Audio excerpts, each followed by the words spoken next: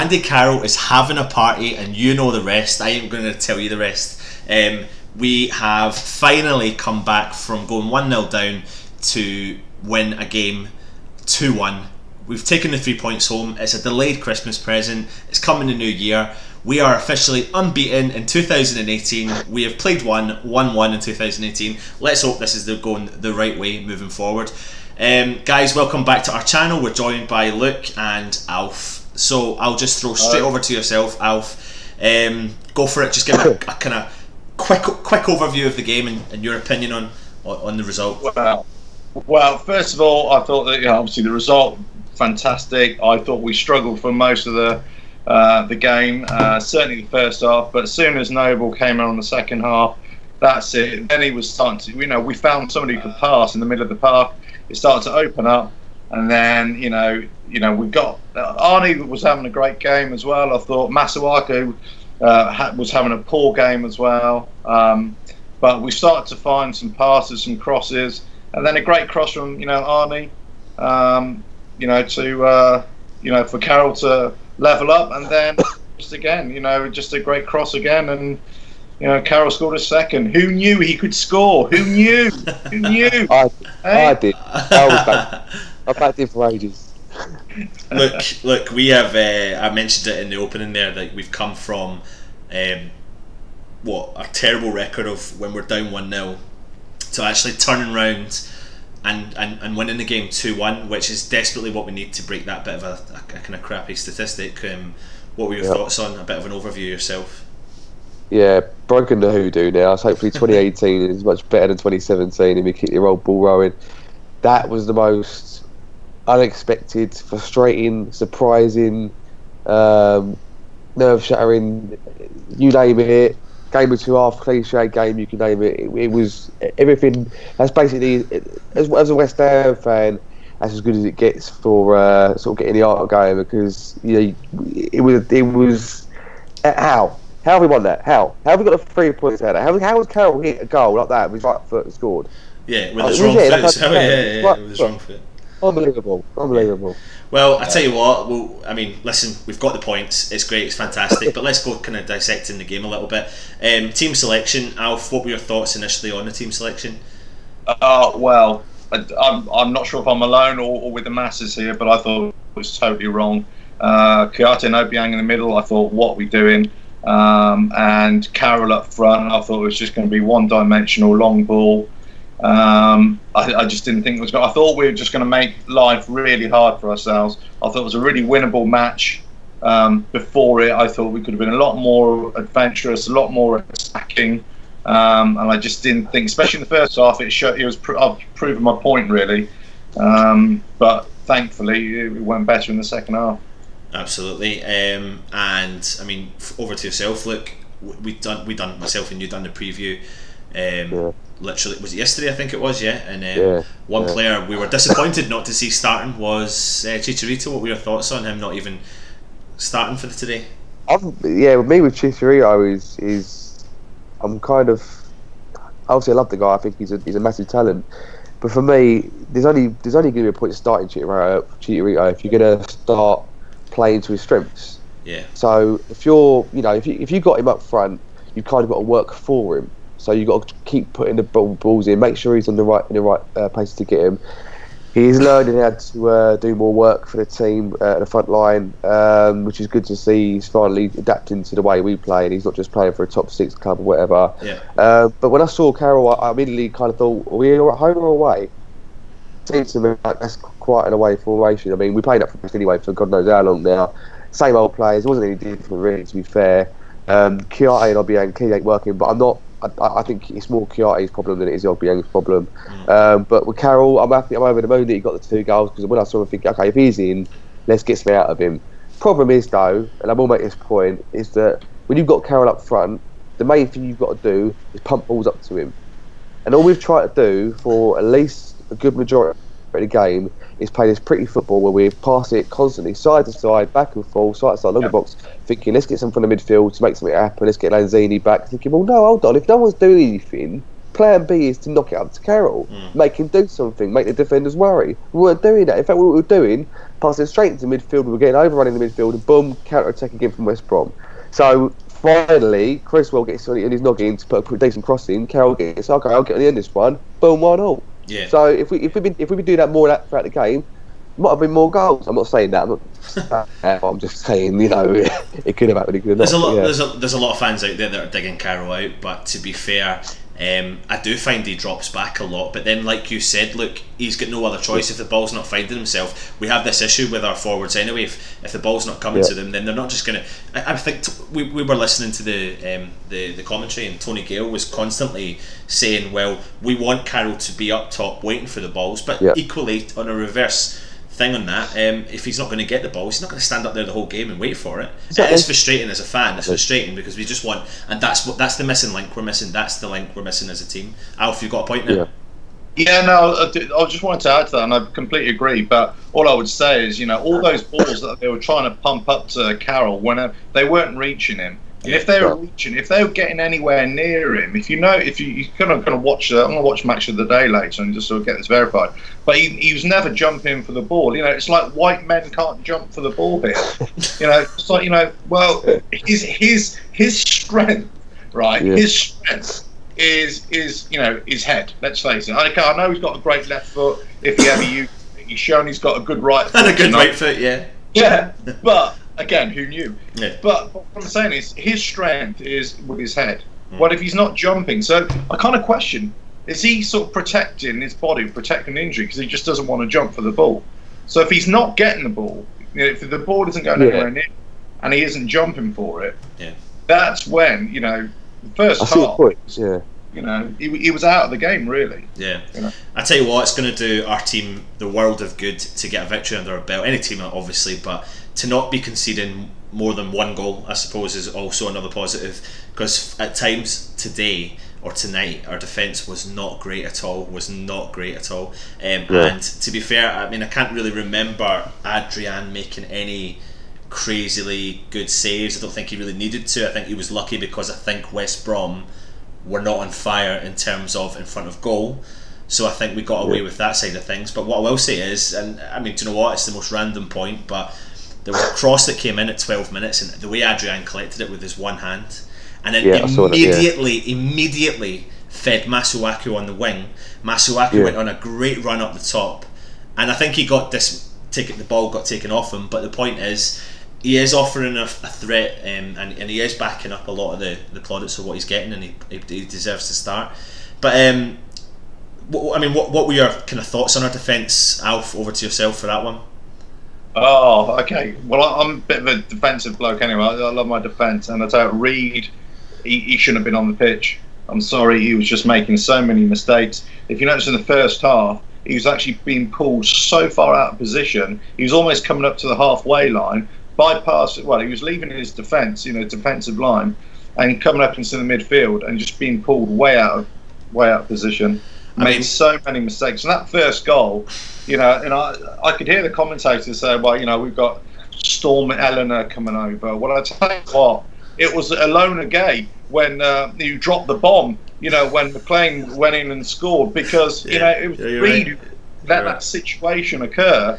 And then he just scores it, you know, comes off Obiang and just loops right over. They go, here we go, here's the bomb coming in, straight in the goal. I thought, as a lot, just typified Reed's game up until that point. As a lot of the youth say these days, Reed has had a mare, an absolute mare today. I'm his biggest fan. I really am his biggest fan. And do you know what?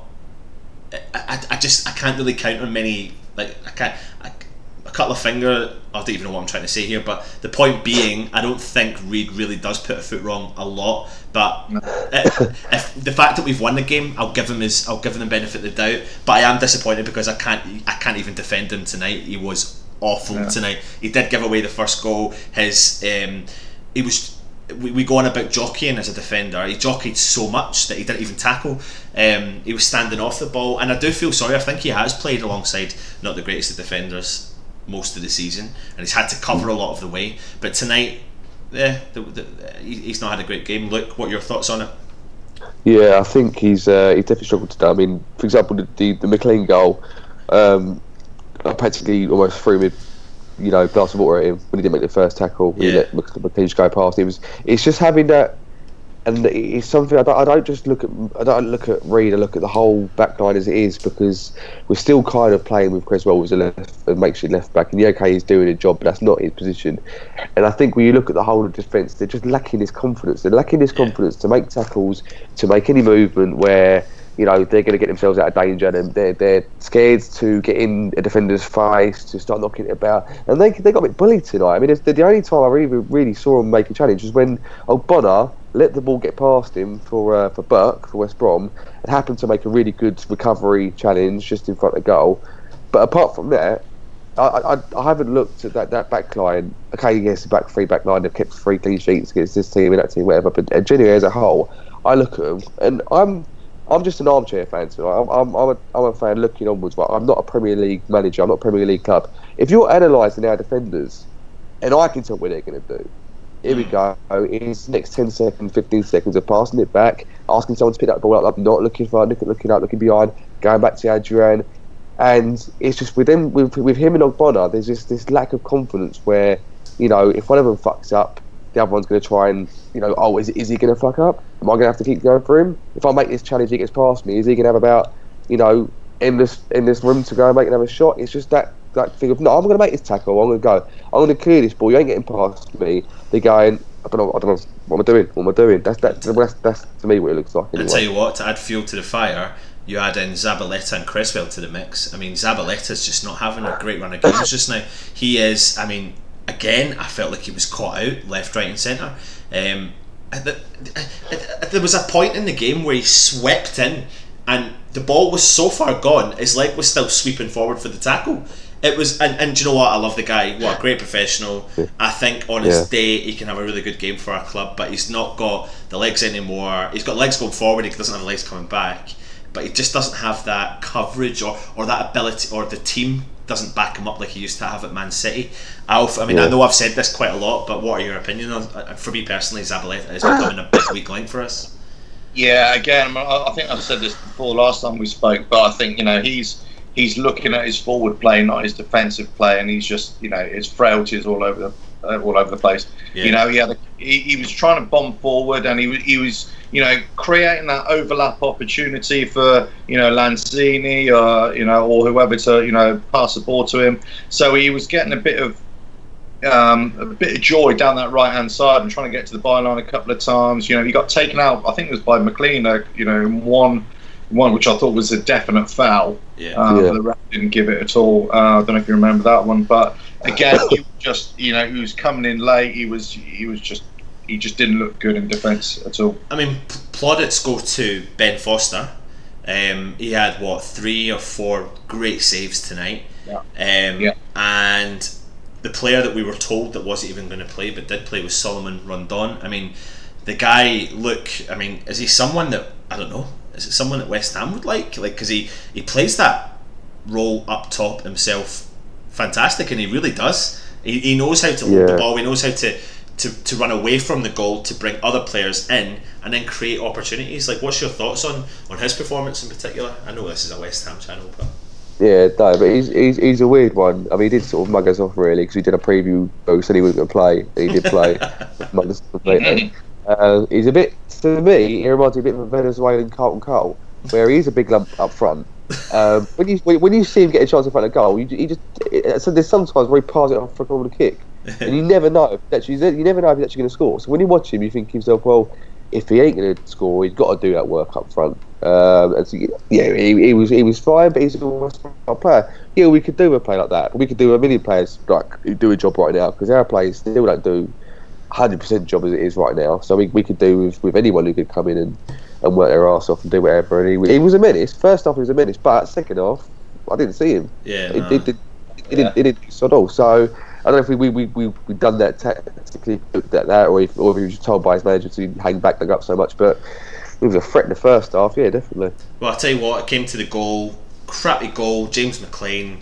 I mean, he is a nippy player. He is quite aggressive as a footballer. He has got a great shot on him in general. He's got a great powerful shot on him, but it was a deflected shot. Shit, it was Reed's fault to start with, and that was it. We went down 1-0. I mean, Carroll had a couple of knockdowns for Kouyaté. Ben Foster came to the rescue again. So really, Ben Foster did. I mean, he was the kind of hard-working goalkeeper in the whole game. To be honest, it should have been as well. Yeah. But again, that's down to West Brom's finishing, because I think if they'd actually hit the target, they probably could have got a couple more goals, and that's what I'm worried about. The one thing I'm worried about a lot is the huge gaps. Something we said when Mark Noble came in, when Moyes was just after Man City, and we suddenly started to close those gaps again. But then we've got this Obiang and Kouyaté partnership, and the gaps opened up so massive in between the defenders and midfield. Alf, I can see you're kind of agreeing with that. What's your thoughts on that? Well, I'm itching to get in here because, after the goal, it was West Brom all the way, in ascendancy, and there was just so much space in the middle of the park, and they're just overrunning us basically. Obiang Kouyaté were just really getting in the game. But I kind of noticed this a lot, and especially in the first half, the way we were passing to each other. And if you notice the way we're playing those short passes, there was a lot of underweight passes, a lot of passes that weren't reaching our players, and that was from all players. You see, and I think there's like a big lack of confidence there from the defence and the midfield, and just not passing to each other at all properly. With any confidence or any big. And it was only, and again, I get back to when Noble came on. That's when we had somebody in the middle of the park who could actually control things, dictate things, and put a pass in. And everybody knows it. I tell you what, and straight over to you, Luke, with this one.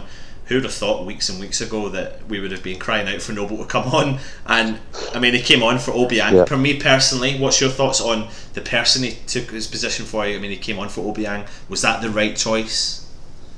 It's weird because I like both of them, but I've always said it. I think that Obiang and Kouyaté are totally different players. They've got totally different roles. When Kouyaté gets the ball, when we first signed Kouyaté, I mean, he's the greatest mystery that's happened to West Ham's midfield, because when we first signed him, he was like Vieira. He'd pick the up in that midfield and he'd go forward and he'd spray past, he'd have a goal here and there. And progressively, since that first season, he's just gone off the ball completely. He looks clueless, he looks overrun. Look, we won 2-1. And he played really well, and we hardly had any really, really bad moments in midfield once Noble come on. So realistically, it was the best one to make. With Obiang, for me, you have someone who is a stable midfielder as it is. He'll just sit there and ping balls along, make the odd tackle here and there. He just looks more assured to me when he's on the ball than Kouyaté does. But I think it's one of them things. I don't want it to be a kind of thing of where it's like, okay, you two are not working, so I have to do something else. I'd actually like them to go, no, we're going to make you two work. We're going to find out somehow how you two work, because we can't keep relying on Noble all the time. Well, if he gets another injury, what are we going to do then? He can't play in one game, so we've got to sit there with needs must with Kouyaté and Obiang. We have to kind of work out, if they're not going to be sold, if they're going to stay at the club, then we need to work out some way for them to work. They're grown men. You can work out. This is the kind of the old England and Lampard and Gerrard situation where we've got two world-class players here, and we don't know how to work them out. Let's not let it push it to a side and push it under the rug and just say we'll find something else for it. Let's try and work. I'm not the coaches, so let's be West Ham sort it out themselves. I get that. I do get that, but there's part of me that's a bit like, do you know what? These players have been there now for 3 years, and maybe we just need an overhaul, because we haven't really recovered from the Payet leaving the midfield, and maybe it's just an overhaul of the midfield we need completely. Like, not obviously with disregard to Lanzini and players like that, but when it comes to Kouyaté and Obiang, like maybe as a club we need to cut our losses and try something brand spanking new, because I tell you what, we do miss creativity, and we need that other kind of couple of players in there personally for me. But Noble came on, and for me personally, I thought he played a great game, and within the first minute he created a great opportunity. He put the ball through to Arnie, and I tell you what, look, again, I'll bring this one over to you, because you're the one that's highlighted the fact that Arnie started to play well weeks and weeks and weeks ago, and what a great ball, and how many balls did he put into the middle of the box tonight again? And Carroll just had missed a chance over the bar. I mean, what can we say about Arnautovic? It's just it's a bit, there's no words. It's just he's sort of now turned into a complete player. So he's a player that we can use to run from the midfield and create chances, like another Lanzini. But he's got that bit of oomph about him, that bit of power about him. So when Lanzini a couple of times tonight trying to beat a few players and got out muscled, and that bitch ain't gonna happen to him. He ain't gonna let that happen. And he showed it a few times, but he's that sort of classic maverick winger, attacking midfielder, striker, kind of I'm going through you and that's it. Yeah. He's just a completely different player, and I think he's right now probably our most important attacking influence. I love Lanzini, I love Masuaku, I love all the rest of them, but right now you lose Arnautovic and you're losing a massive outlet for us, and just unfortunate tonight I didn't get that goal for that lovely bit of an interchange between Lanzini when it was in the box. But I tell you what, I mean, he's contributed 5 or 6 goals at the last few games, and he's assisted the winning goal tonight, and he's in the right place at the right time. He's creating chances. What was your opinion on his performance tonight, Alf? Oh yeah, fantastic. I'm an Arnautovic sort of fan, really. I'll always give him a high rate. I thought I was a bit worried at a couple of times. I thought he was drifting out of the game a little bit. But then he just sparked into life, and he's beating players, and then he was just showing everybody how to put a cross in. And I was just, and especially from the left, all our crosses, our successful crosses, were coming from the right hand side, and usually it was Arnie and Arnautovic who was putting them in. Left hand side, Masuaku or Creswell, first half, and even early into the second half, we were struggling there. We were struggling to put in a good pass. And tell you what, we were tonight, and I think that comes down to a player that plays for West Brom, and his name, I don't even know his first name, Dawson. He completely marked Masuaku out of the game tonight, and I think the commentators highlighted it, and then even when they highlighted it just kept happening. He stayed up, he never jumped into the ball, he predicted Masuaku's galloping runs and trickery, and he stood up to it, and he pretty much had him in his back pocket tonight. So I think I kind of maybe got that substitution to a certain extent, because I think they thought, you know what, there was no outlet from Masuaku. But yeah, I don't know, there's something not right. There's things that still worry me with our substitutions and our tactics and our team selection and etc. But we'll move on into the game anyway. Let's just go straight on to the goal. Ball goes out for a throw-in, then was it a cross or was it a free kick? It was a cross, wasn't it? A free kick, cross. What a ball from Creswell. Look, go for it, go for the goal. I was sort of getting frustrated to the point where we was getting these little pockets of movement, getting blocked off by the defenders. Can someone just move, or someone just ping a ball in there? And it was like watching that season back, the last 2 seasons at the Bowling, we'd have Creswell pinging balls in, pinging magical balls in from the left hand side, and Carroll getting on the end of them, bang, see you later, here's a goal. And it was just like rolling back the years. And it was like, well, if we could have been doing this trying at least to do this throughout 90 minutes, not just the last half an hour and whatever, then we could have got, I don't know, 2 or 3 more goals. I genuinely believe that. It was perfect. It was like Creswell back to himself. It was just, it was, to be honest, the most surprising thing about it is that he was in no sort of position to get that cross out, because he was so covered by defenders, and it was if you're going to get it in there, it's got to be pinpoint and perfect. Absolutely. And luckily it was. And Carroll's movement, everything about it, even Tony Gow's on the commentary, so Carroll's movement, when he's out there, when he's going full speed, he knows where he's going, there's no one better in the league to hit a ball for you, and it was perfect. One guy, someone's come on our YouTube channel, Chrissy Dodds, and he says 2 words to describe Arnie: rough diamond. It's quite a good shout, to be fair. Quite like that. Quite like that one. But great ball from Creswell over to Carroll. And do you know what? One of our guys in our group chat had said, feed him and he will score. But it's so true. It is so true. But then, to be fair, it is true of any of our strikers. It's true of any of our strikers. Absolutely. Because you think to yourself, if Chicharito was on the end of that ball that came in from Arnie in the first minute of the second half, would he have put that in the back of the net? And it feels like sometimes we're putting the wrong players in the wrong positions, or the wrong players aren't starting, etc. And maybe we could be scoring, but you know what? I'm sitting on a bench in my house and not the West Ham manager. But anyway, great goal. West Ham 1-1, and then.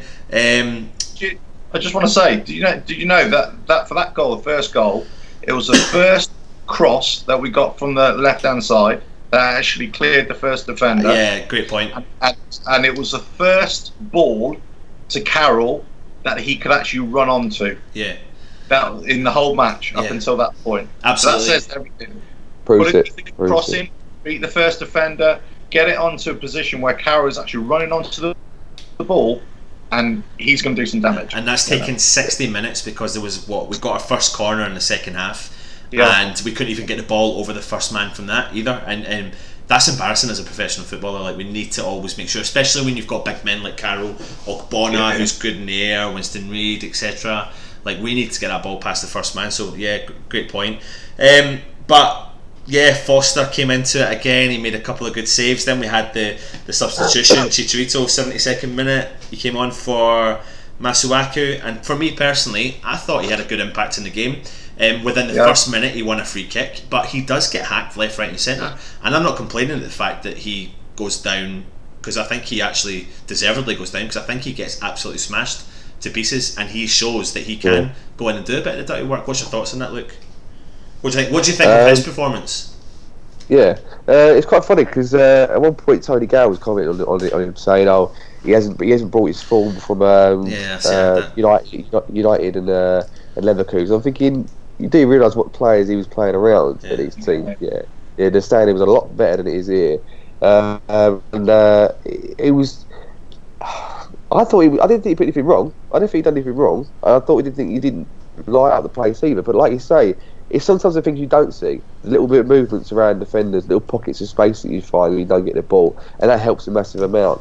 And who knows, maybe the first goal, the last goal we scored, his movement helped there as well. The thing with me with Hernandez is the fact that I only want to see him on position. I'm selfish on this. I just want to see him in the box, and us putting balls into the box. So when he's out, no matter how well he does, when he's in that pocket, in the middle of the midfield, trying to help out, being a lone striker role, it frustrates me. I don't want to see him anywhere there. I don't want to see him anywhere near the wing. I don't want to see him anywhere near the midfield, attacking midfield, or whatever.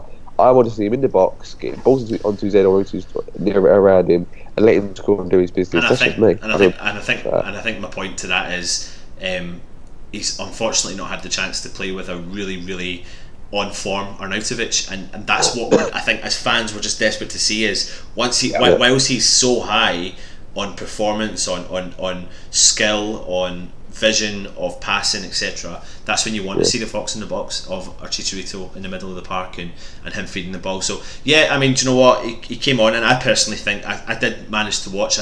I've been calling his name so much to start, so I managed to watch a lot of him off the ball, and he did make a big difference tonight. 20 minutes he came on, he frightened their defence, and he took players away from Arnautovic, and he took players away from Carroll, because we had that threat of the fox in the box. And if you see Chicharito's positioning for Arnautovic, the only reason he's put the ball there, he's never seen Carroll, he's seen Chicharito. So the ball's not gone for Carroll, it's gone for Chicharito, it's gone past them, and lucky for us, Carroll was there to finish it with his right foot. Before we go on to that goal, which we've just totally done anyway, Ogbonna gave the ball away, came back, made an absolutely fantastic last man tackle. Rate his performance. I mean, I'm still a bit iffy about him, but Alf, what's your thoughts on Ogbonna? Well, again, like Reid, he was out of position quite a few times. He got caught out a few times, especially in the first half.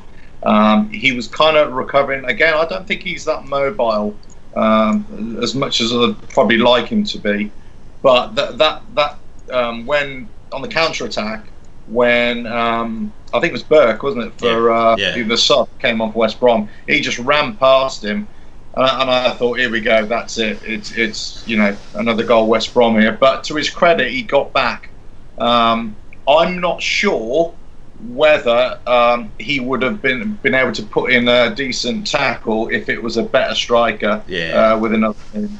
And this is what I say, like a general point about this. I think we made them look a half decent team. The reality is, West Brom are a really poor team. And we are a team that are basically misfiring. We're like a 4-cylinder engine, only firing on 3 cylinders right now. Yeah. And that's basically it. That's the best way to describe it, Alf, because it's so true.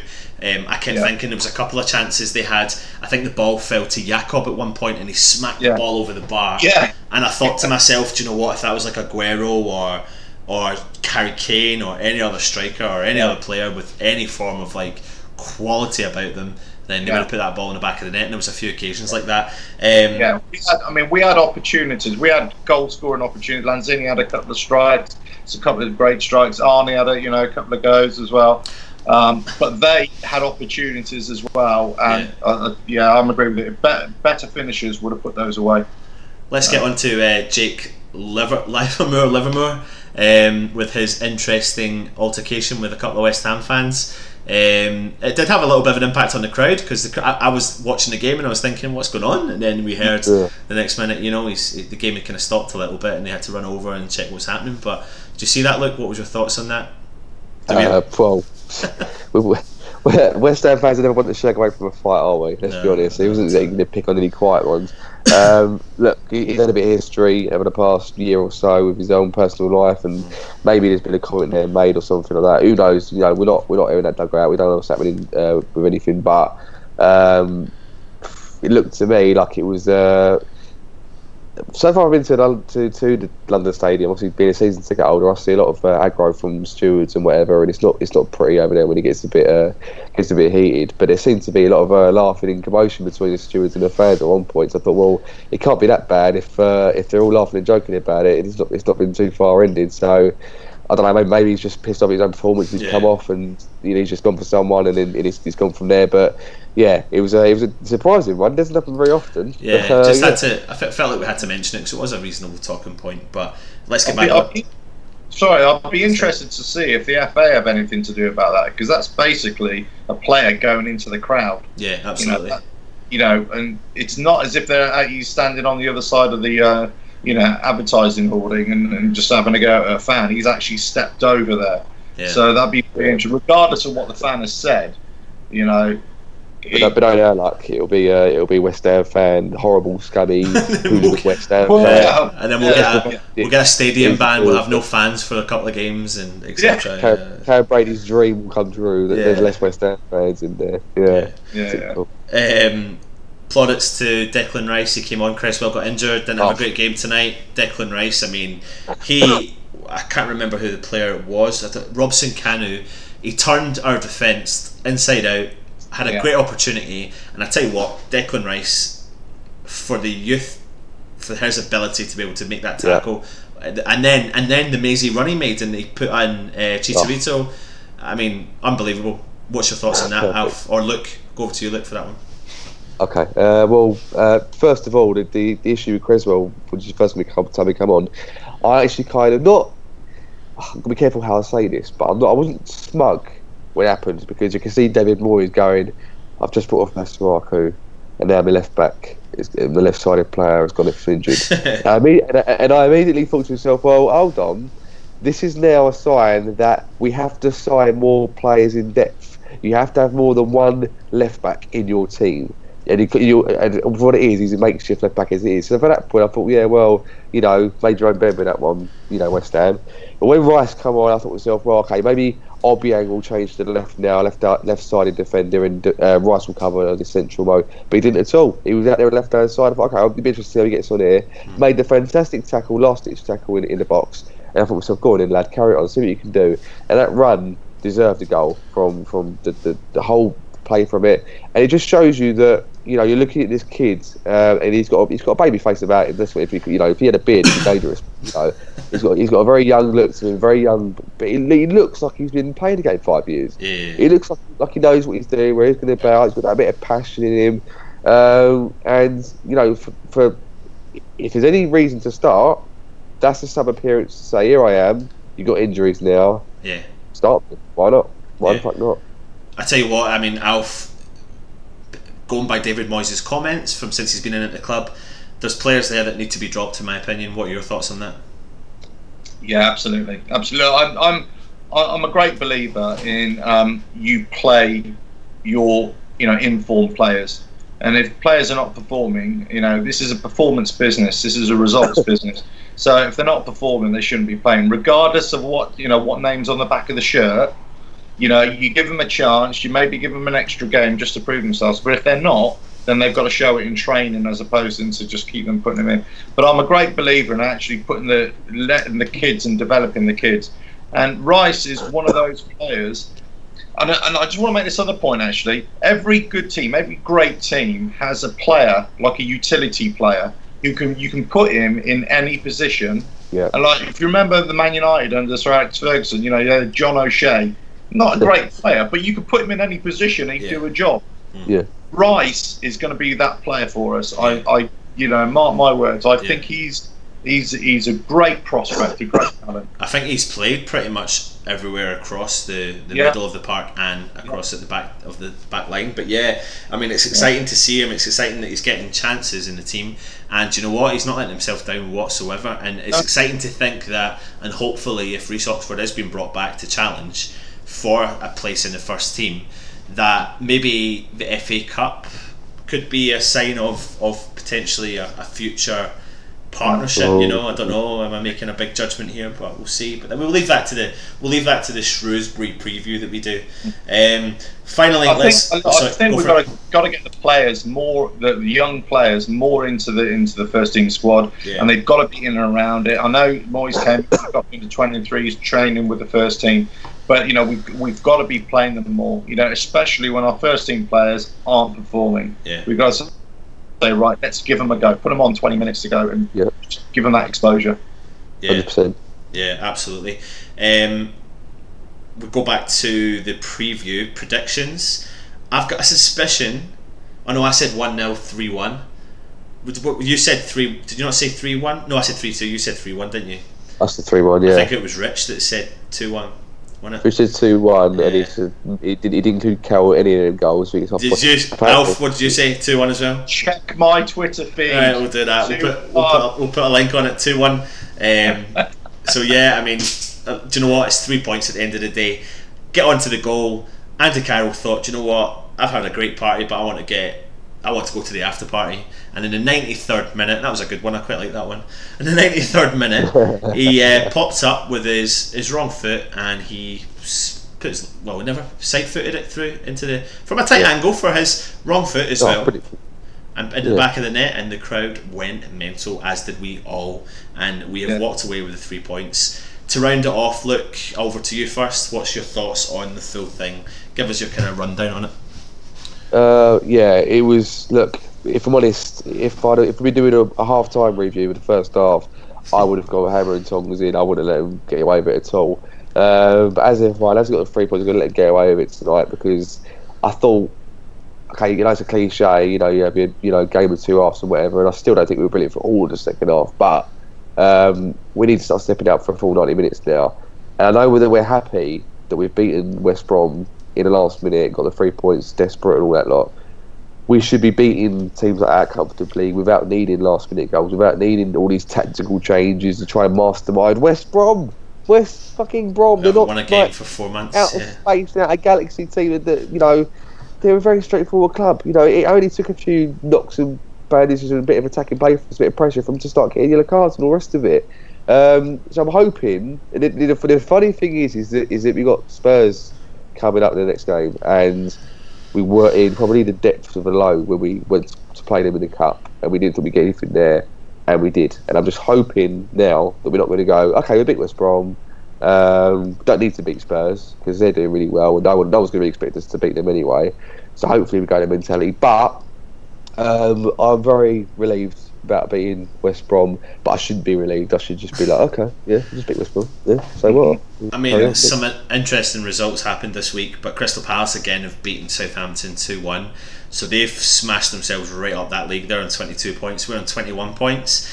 We're 1 point from safety behind Stoke City, but we have put a little bit of a cushion in between ourselves, West Brom and Swansea, with 5 points ahead with a game in hand, which is coming up against Tottenham. Alf, what are your thoughts on I mean, we literally are 3 points from 11th place, if results go right? I think it's really tight. It's really tight. A couple of wins and we'd be mid-table. If the other results go for us. I think taking on Luke's point as well.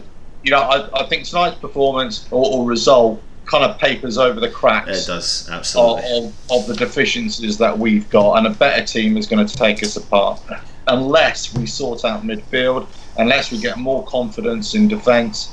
And we need to find a strategy that actually gets getting good service up to our front players, because I still think Arnautovic and Hernandez are our best option up front. that's the one. I talked about this beforehand.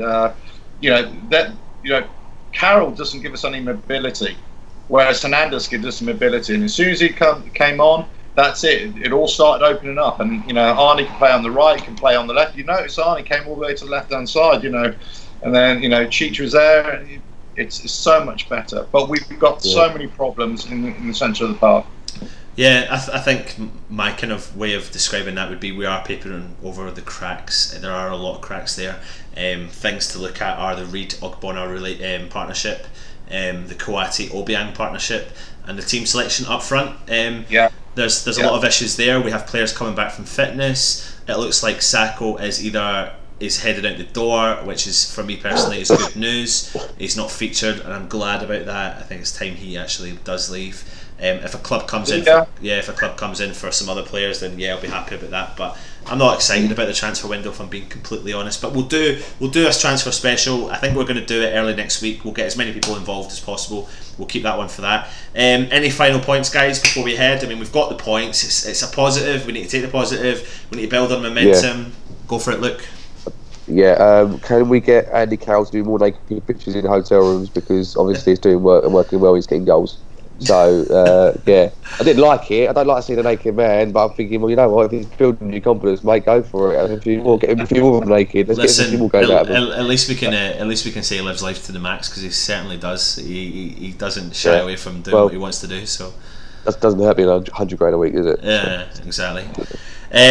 So yeah, guys, thanks for coming on again, and thanks to myself for coming on, because I'm just going to start thanking myself every now and then. If you want if you want to get involved on this, sorry, Alf, go for it. You got anything? Yeah, no. All I just wanted to say was, like, you know, we've won tonight. Yeah, whether we deserved it or not, the balance of play, but we won. It's a great result, and this is what really annoyed me when we played, in the Carabao Cup against Arsenal. Is that we went in with a defeatist attitude. Absolutely. I think we've got to go in with every match, every game, regardless who it is. We've got to go in with the mentality is we want to win this match. We've got to win this match. Yeah. And this sets us up great for Spurs on Thursday. And I think, you know what, I'll say I think we can get a result there. I really do. But against Shrewsbury, I think we shouldn't be putting out a second team. I think we should be going in there, all guns blazing as well. Because every match, you just build on. You just build on confidence as well. Yeah. We should never be, swapping out 6 or 7 players. It should be 1 or 2 players maximum. Yeah, and that's my thoughts. I mean, anyway. There's a couple of interesting things for the Tottenham thing. We'll talk about that in the preview. But Harry Kane was rested, never started the game, came on in the 70th minute. They still won the game tonight, 2-0 against Swansea. So yeah, they've done us a favour with that one. But let's hope we can smash. Scored an offside goal anyway. Yeah. Still. yeah. Still in that one. But yeah, we've got the preview coming up. We'll get that sorted. But listen, anyone who is interested in coming on, it's your channel, so just come in and get involved. Thanks to Luke, thanks Alf. I've been Anton. 3 points for West Ham. We'll take that, and let's move on and go and smash Tottenham. Come on, you Irons.